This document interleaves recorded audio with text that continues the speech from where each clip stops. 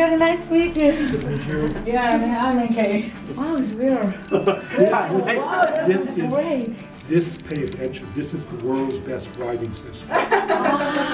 This is Hangul. Yeah, I know. This is Hangul. Yeah, it's Hangul. The color, I really like this color.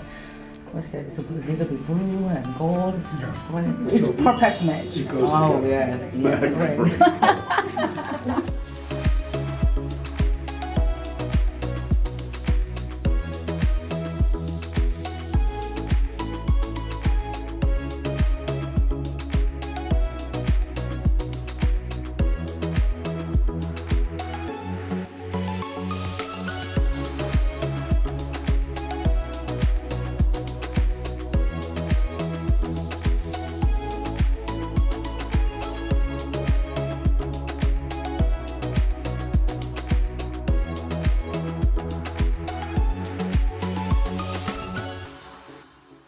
박수! 안녕하세요. 자, it's really nice to meet you. Yeah, hello. It's a pleasure to meet you. I'm mkkim. And I'm Jared Diamond. So it's an honor to have you on my show. So Thank you. we've been waiting for a long time to meet you. So our viewer, they really like to read your book. So we've been waiting for you for a long time. Yeah. The moment has arrived. Ah, that's good.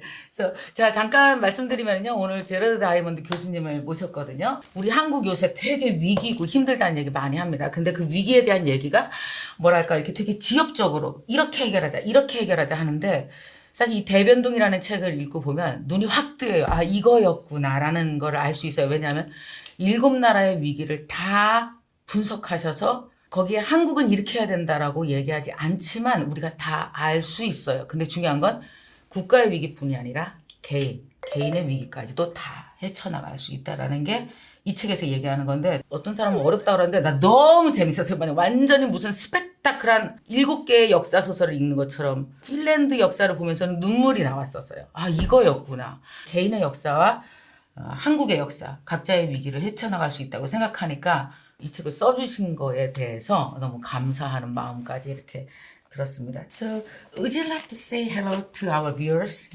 Korean viewers? Hello to all of my Korean viewers. I would just reiterate, it's a great pleasure for me to be back in Korea. I visited Korea for the first time in 1995, motivated then by my love and admiration for your Hangul writing system. But since then, I've also learned to admire and love Korean people, and I'm very glad to be back here. You know that you have many fans in Korea, you know? I understand that my book, Guns, Germs, and Steel, is the most checked out book from Seoul National University Library, and that is good and bad. The good part is that lots of people want to read my book. The bad part is that they check it out from the library and they don't buy my book. You must buy his book. Not just borrow from any library, okay? I'm very wise. 이번에 새로 나온 책은 대변동이라는 것이고 English title is Upheaval. Yeah? This is Upheaval. Okay. We're going to talk about this new book, your new book, Upheaval. So obviously, I want to ask you something about, this is not your first visit to Korea. You visited many times in the past, right? This is about my fourth visit. I visited for the first time in around 1995, almost 25 years ago, for a conference on language and writing, motivated by my interest in the Hangul writing system. And so I've come back since then, sometimes in connection with promoting my books, and sometimes in connection with business conferences. Oh, okay. What is your first impression of Korea? Has it changed a lot? Gosh, main change that I've noticed in Korea is the change in the role of women. When I came 25 years ago, I came to a conference organized by a woman. But By a woman? By a woman, but most of the other participants were men. Now on this visit, each time that I get into an elevator, I count when I'm in an elevator with scholars and business people. Okay. Sometimes it's 7 women and 1 man, sometimes 5 women and 1 man. Today it's 9 women and 2 men. That would not have been possible Look at 25 years ago. Wow, yeah, we changed a lot. Yeah. So let me tell you about the concept of this interview. I selected a few keywords. This called keyword interview. Okay, so I'm going to tell you the keyword first, and then I'll ask you related questions. Okay, so let's start this interview. Oh my God. Don't be afraid. Yeah, okay. I'm not afraid. Keyword interview made him afraid a little bit. Okay. Okay. No fear, just good preparation. Okay, thank you. So let's talk about the first keyword. Is about your new book, Upheaval. You published many books. Gun Jumps and Seal, and the Third Chimpanzee, and Collapse, The World Until Yesterday, and many more. So now you have a new book out. It is called Upheaval. This Korean title is 대변동. This book is about the nation's crisis, right? So tell me about this book. The book is about national political crises, about the crises that countries experience. All countries experience crises, such as, for Korea, the invasion that started the Korean War, the annexation. For the United States, what we're undergoing today. So I look at national political crises. It's a comparative book. I'm not looking at just one country, but my method in history is to compare countries. I compare 7 countries from the perspective of personal crises, the crises that all of us experience as individuals. Because my wife is a clinical psychologist with a specialty in helping people deal with personal crises. Wow, so you have some idea from your wife, huh? That's right. Each week when my wife was in training in an institute that helped people deal with personal crises, the risk in a personal crisis means breakdown of a marriage, death of all of us experience personal crises, death of a loved one, loss of health, loss of a job. In a personal crisis, when a person realizes that they have to make change fast, the risk is that the person will feel overwhelmed and commit suicide. And so clinical psychologists like my wife discuss every week how their clients are doing and who seems to be dealing and who seems not to be dealing. And when Marie came home each Friday after these discussions and told me about the dozen factors that she and her fellow therapists recognized as influencing the outcome of a personal crisis, it gradually dawned on me that similar factors apply to the outcome of national crises. People are not nations. There were differences and there were also similarities. Yeah, that's right. So that's why your book, some people said your book is a little bit hard to understand, but to me, it is very exciting and very understandable because you suggest the 12 factors, how to solve our problem. It is from personal experience. So it's 12 factors. So I adapted these 12 factors to my personal problem. It is really helpful. Good. Yeah, good. it is really helpful. Yeah. So next keyword is about Korea. Okay, so first of all, you have visited Korea several times in the past. You also wrote a letter to Korea in this book. It is very impressive.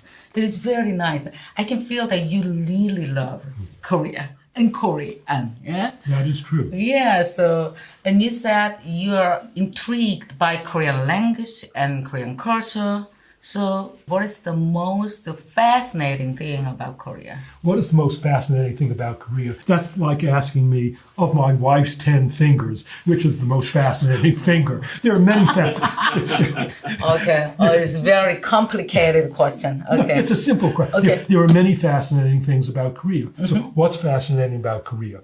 First and most simply, your writing system, Hangul, the best writing system in the world, with no close second. What else is fascinating about it? The Korean language. Korean language is very distinctive. It may be distantly related to Japanese and to Ainu, but it's a distinctive language. What else is distinctive about Korea? Your history. You've had a difficult history. Annexation by Japan, the trauma of 35 years when Koreans in Korean school, they got educated in Japanese of all things. Then the Korean War. So, and now dealing constantly with the knowledge of this dangerous neighbor nearby. There are many fascinating and admirable things about Korea. I really want to appreciate you about you are well known about our past, our history. Important parts of your past, going backwards. King Sejong.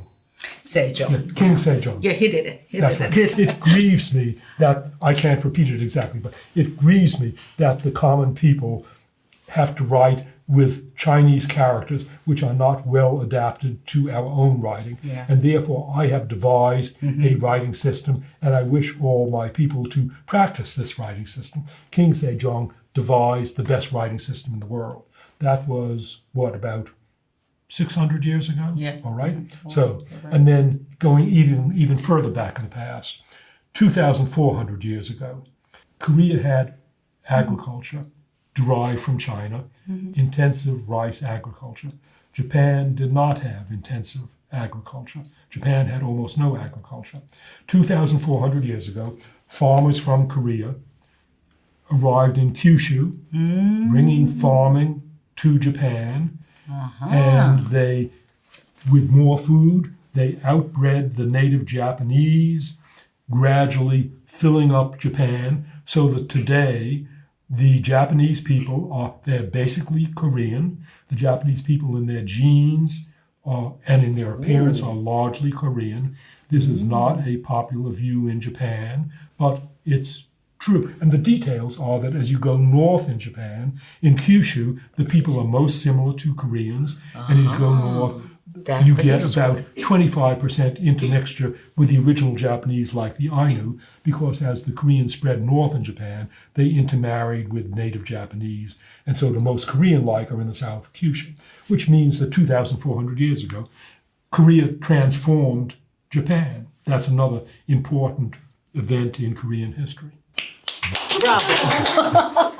여러분 어떠세요? 막 들을수록 힘이 나고 또 이 다이아몬드 교수님이 막 우리 역사에 대해서 이렇게 알고 있으니까 너무 좋지 않아요? Wow, that's great. Go to next keyword. The profession. Your profession. Yeah. Throughout your life, you have shown your interest in numerous fields. I can't even pronounce the fields.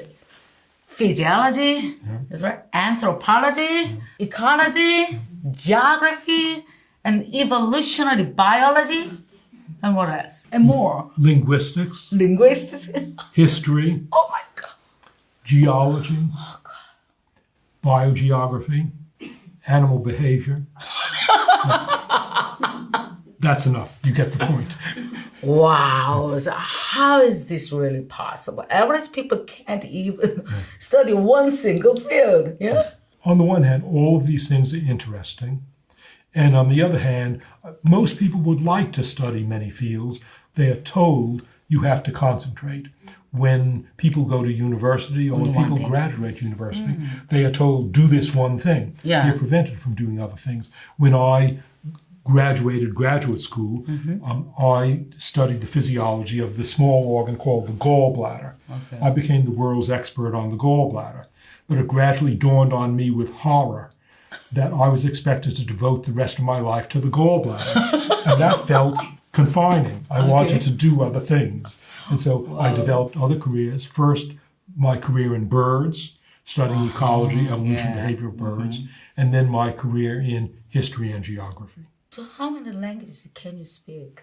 Speak at one time or another, I've spoken 10 languages. What? There are 5 languages that I can speak okay now. I can give lectures in English. I gave a lecture 10 days ago in Italian. I'm going to give a lecture in German in a couple of weeks. I can hold a conversation in Indonesian, and I can give a lecture in the New Guinea trade language, talk Pidgin. I used to be fluent in Russian and Spanish, but I've lost those. I haven't kept them up.